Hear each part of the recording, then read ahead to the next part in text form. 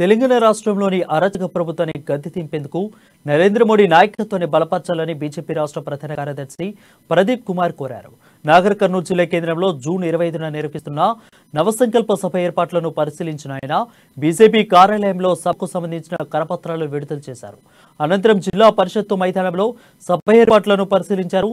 రాష్ట్ర ప్రభుత్వ అబద్ధపు ప్రచారాలతో కొనసాగుతుందన్నారు. ఇక తెలంగాణలో కేసీఆర్ అరాచక పాలనను గద్దె దింపడమే బీజేపీ లక్ష్యమని ఆయన తెలిపారు.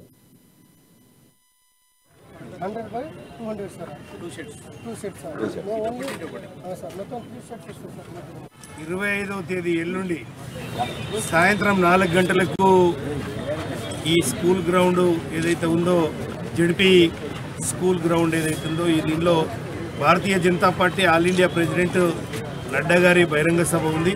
బీజేపీ నరేంద్ర మోడీ గారు ప్రధానమంత్రి అయి 9 సంవత్సరాలు పూర్తయినటువంటి సందర్భంగా 9 సంవత్సరాల యొక్క సుపరిపాలన, నీతివంతమైన పరిపాలన, అభివృద్ధి పరిపాలన ఏదైతుందో దీన్ని దేశంలో ఉన్నటువంటి ప్రజలందరికీ తెలియజేసి అభివృద్ధి వైపు ప్రజలందరూ కూడా అండగా ఉండాలి, అరాచకాన్ని అణిచివేయాలి, అవినీతిని అంతం చేయాలి, కుటుంబ పరిపాలనను తుదముట్టించాలి అనేటువంటి ఆలోచనతోటి ఇక్కడ బహిరంగ సభను ఏర్పాటు చేయడం జరిగింది.